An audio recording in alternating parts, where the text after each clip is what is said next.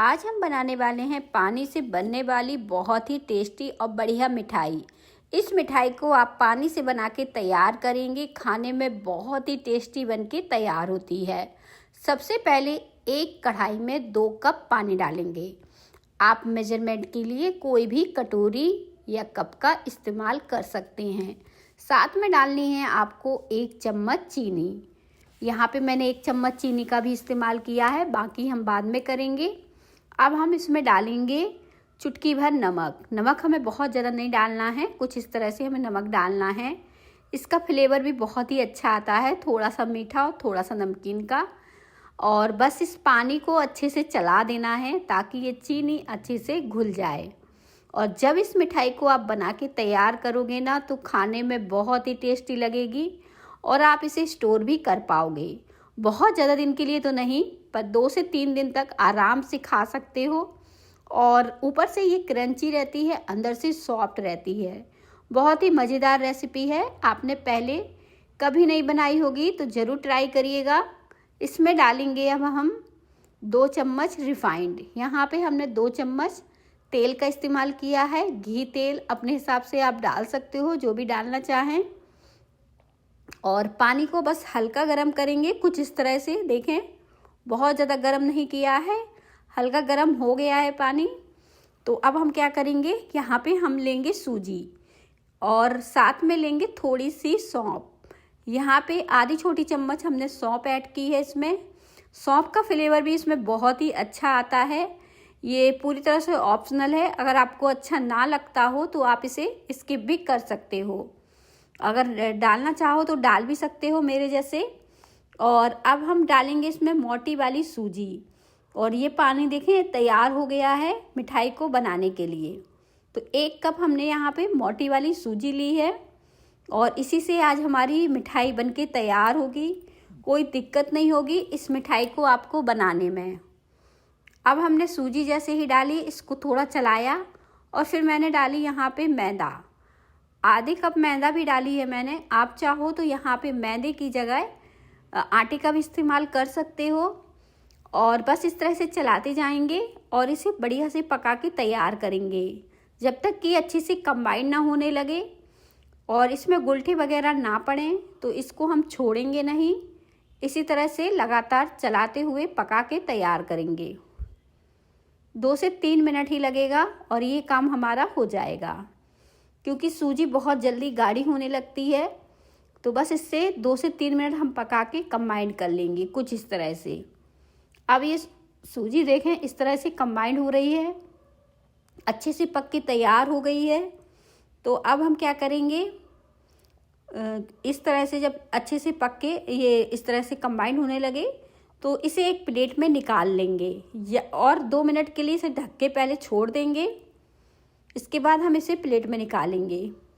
तो यहाँ पे ढक के छोड़ दिया है 2 मिनट के लिए, क्योंकि इसे हमें बहुत ज़्यादा ठंडा नहीं करना है।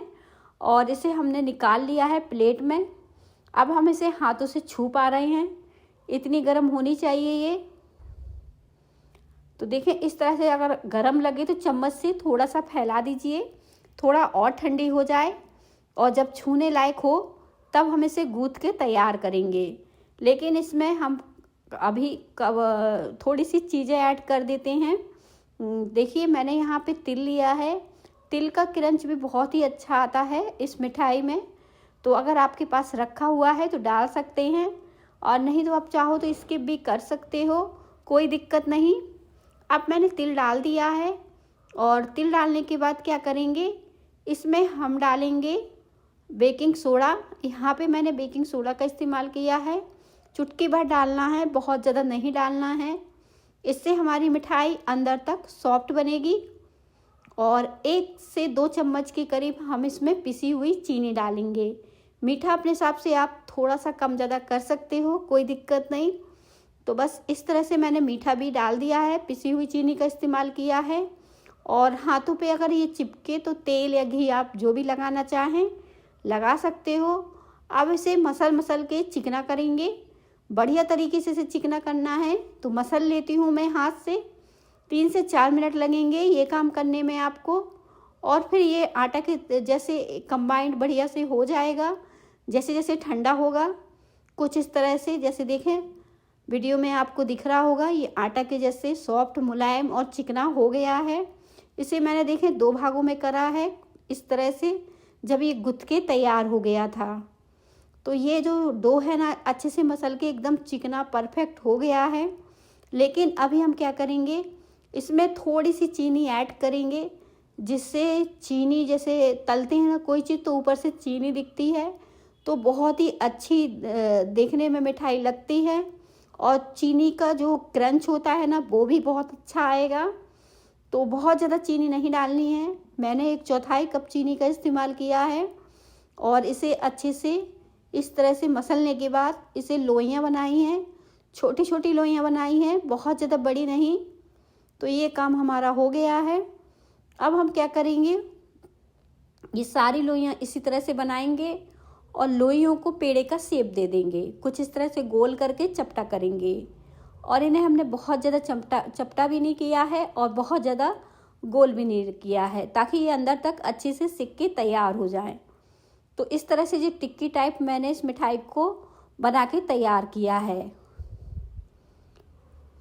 तो ये बन गई हैं। तो चलिए तेल गरम करने के लिए रख देते हैं और इन्हें फ्राई करते हैं। और देखिए कितनी ज़्यादा इसमें जाली है, जितनी ज़्यादा ये सूजी में जाली है उतनी ही बढ़िया अब हमारी मिठाई बनके तैयार होगी।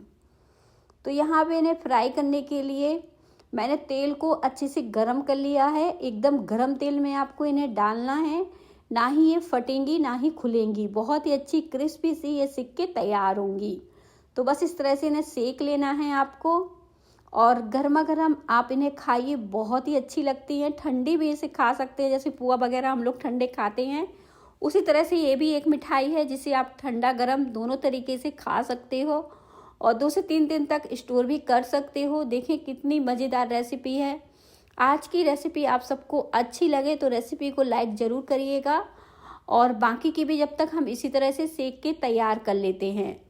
तो ये सारी मिठाई हमारी पानी से बन के तैयार हो गई है, जो कि खाने में बहुत ही टेस्टी है, देखने में भी अच्छी लग रही है। तो ये मिठाई तो देखें बन के तैयार हो चुकी है, और जो बाकी की है वो भी मैं फ्राई कर लेती हूँ। और देखिए कढ़ाई में बिल्कुल भी नहीं खुल रही है। अब हमारी सारी मिठाई एकदम परफेक्ट बढ़िया बन के तैयार है। और इसकी जाली और क्रंच देख के आपको पता चल रहा होगा, बहुत ही क्रिस्पी है। ये देखें, मैं इसके इस तरह से आपको आवाज़ इसकी दिखा रही हूँ। रेसिपी अच्छी लगे तो रेसिपी को लाइक करिएगा। अंदर से देखें सॉफ्ट है और ऊपर से क्रंची है।